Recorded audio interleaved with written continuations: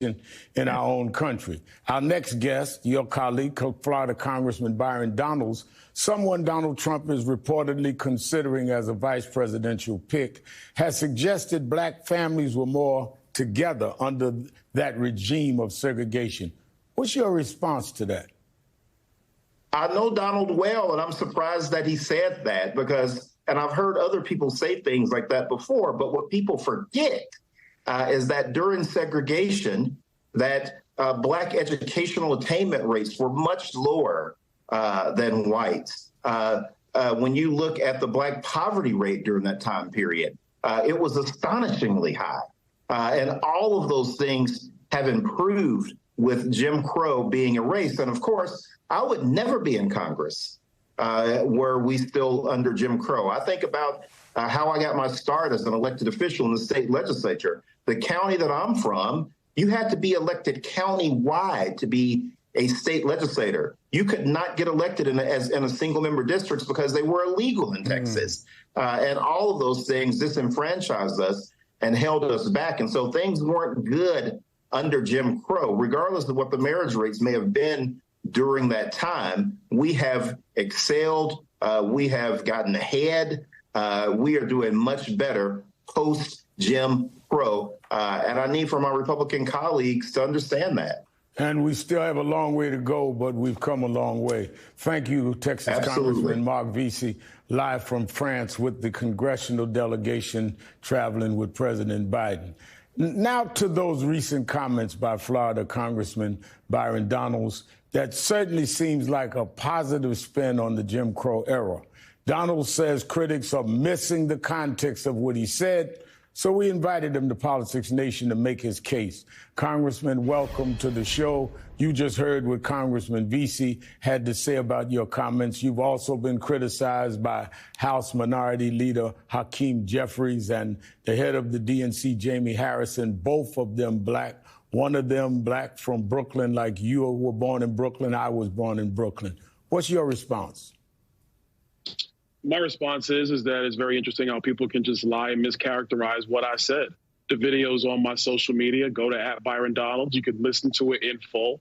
I never said or insinuated anything about Jim Crow being better. Just was talking about the marriage rates of black families in America during that time period. It's an empirical fact. You mentioned Jim Crow. Wait a minute. I've watched your video. You mentioned Jim Crow 4 times. One time you referred to families. All families did less. They had higher divorce rates in the 60s and 70s as the nation opened up. This wasn't because of Jim Crow kept blacks scared. Blacks couldn't vote. Those families couldn't go downtown. I mean, to in any way infer that the families, black families, were better than Jim Crow. I mean, I've said things that I've later said I shouldn't have said it that way. I've never said that. Can't you own that even sanitizing Jim Crow, even if that wasn't your intention, was to say, that's my intention, I'm sorry for using those words?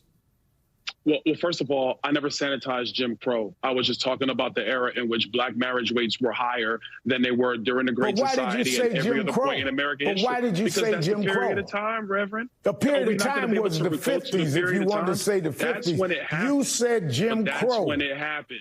Because that was the era in which marriage rates were higher. Look, you had Joe Biden a couple of years ago talking about Jim Crow 2.0, talking about Georgia's law, and he lied. He lied then. So are we not allowed to talk about that era, or only are we allowed to talk about it when we do want to recall all the history of Jim Crow and all the tragedies that occurred during Jim Crow? If we're going to talk about the era, Congressman, and you name a race-based law, then you cannot take race out of the fact Jim Crow was a law against black people. You weren't just talking about the era of Dwight Eisenhower and Harry Truman. You named Jim Crow. There's only one way you could deal with Jim Crow, and that's by race. I mean, look, you and I have mutual friends. People say you're a straight shooter. Yes. We may disagree on politics.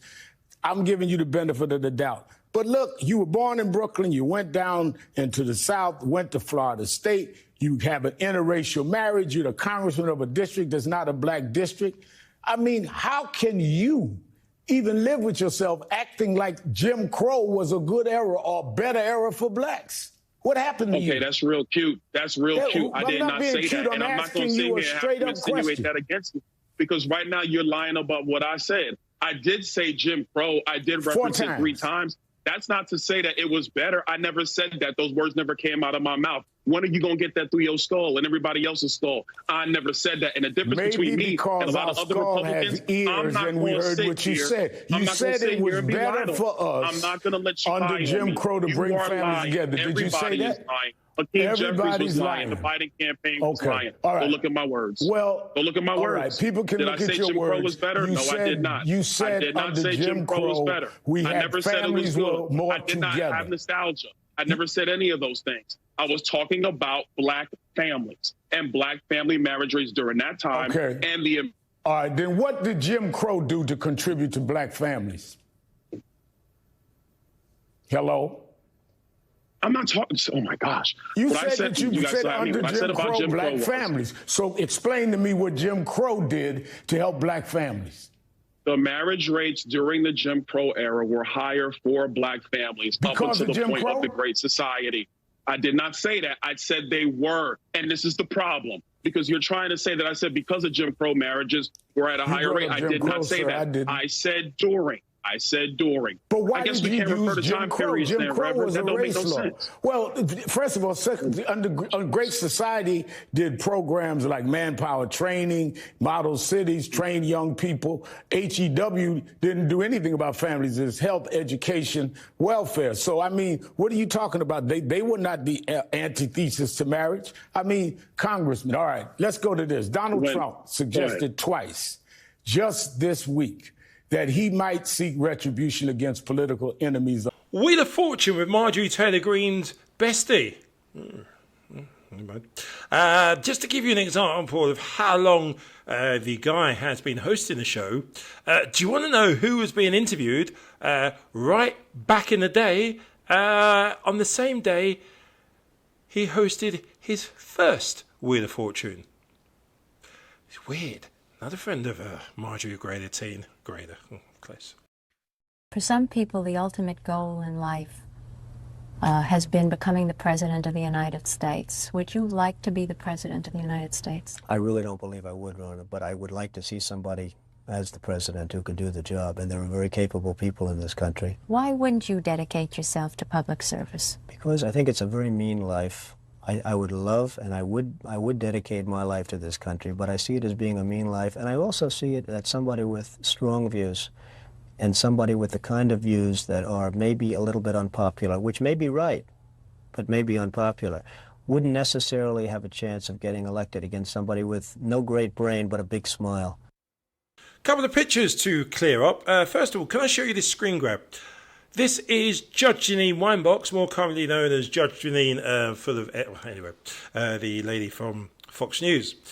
She started pushing this garbage that President Biden, during the time he was at the D-Day commemoration, alongside President Macron, was looking for an invisible chair. Absolutely taken out of context. It was just garbage. A split second that the RNC was pushing on social media. Anybody with a brain could have seen it was just made up rubbish. Judge Jeanine Pirro doesn't have a brain. Put this out and then deleted it. That's how dumb she is. She really thinks that you put something out on social media and when you delete it, we don't see it. Yes, we do. FOS. Come here, let me give you a hug. And the other thing, I said at the time, all of these so-called, Mr. Felioni, we're calling him Don Shipsy Panty, randomly drops into restaurants and buys pizza or whatever it is and meets people. It's garbage. It's all set up. You remember Chick-fil-A where she... a random person just happened to see Trump and was bowing down saying how wonderful he is. Weirdly, she's now spending more social time, her and her cronies, with a former guy in Mar-a-Lago or somewhere like that. And he's actually been photographed more with her than he has with Melania Trump. I had to watch this a few times. Kimberly Guilfoyle reacted to the charges of daddy-in-law being read out. It's brilliant. It looked in a few minutes. Okay. I don't think it's being read at the moment. What do you say? Okay, so the breaking news that has come in and that we're reading across the news wires is guilty, count 1, guilty verdict, count 2, guilty verdict, count 4, so 3 and 4, count 5, guilty verdict, count 6, guilty verdict, count 7, guilty verdict,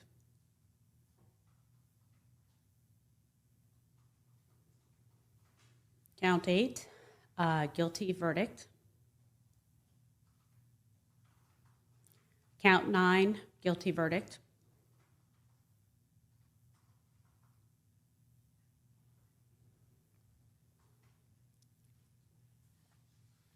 count 10, guilty verdict, count 11, guilty verdict, count 12, guilty verdict, count 13, a guilty verdict as well, count 14, a guilty verdict,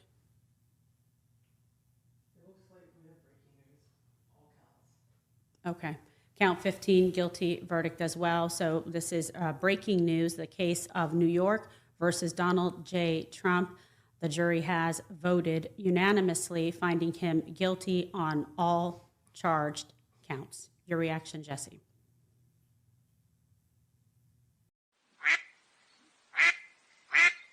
Inside Donald Trump's prison cell, the surroundings are like any other small, enclosed space. The walls are gray concrete, and a narrow cot with a thin mattress is the only piece of furniture. A tiny metal sink and toilet combo sit in one corner, while a small barred window allows a sliver of natural light to filter in. The sound of clanking bars echoes through the air as guards patrol the hallway outside. What? President Trump is 76 years old. He will die in federal prison.